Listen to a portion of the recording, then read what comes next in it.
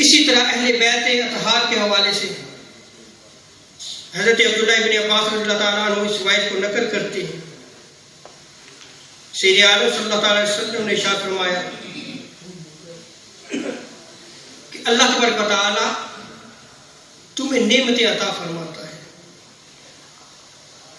اس لیے اس سے محبت کرو۔ وہ جو نعمتیں تمہیں اللہ تبارک و تعالیٰ نے دی ہیں، اس وجہ سے تم اللہ سے محبت کرو۔ وَأَحِبُّوا أَهْلَ بَيْتِي لِحُبِّي،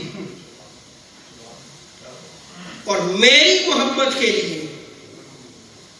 میرے اہل بیت سے محبت کرو۔ سبحان اللہ۔ میں نے صحابہ کا نقل کر دیا،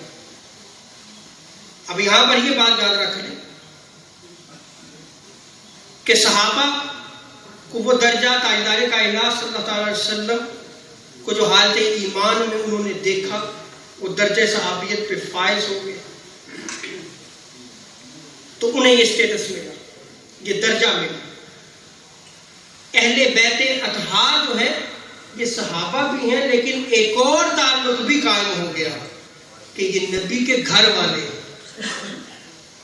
نبی کے گھر والے ہیں۔ تو سید عالم صلی اللہ علیہ وسلم کا ارشاد فرماتے ہیں کہ میری محبت کے لیے میرے اہل بیت سے محبت کرو۔ عقیدہ جو ہے وہ کلیئر ہونا چاہیے، اور ہمارا اہل سنت و جماعت کا عقیدہ یہ ہے کہ اہل بیت اطہار میں ازواج مطہرات بھی ہیں، اور وہ شخصیات بھی ہیں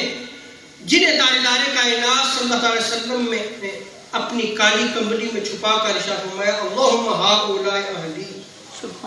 اے اللہ یہ میرے اہل بیت ہے۔ اور وہ مولا کائنات مولا علی رضی اللہ تعالیٰ عنہ، سیدہ کائنات فاطمہ الزہرا سلام اللہ علیہا، اور امام حسن اور امام حسین علیہ السلام،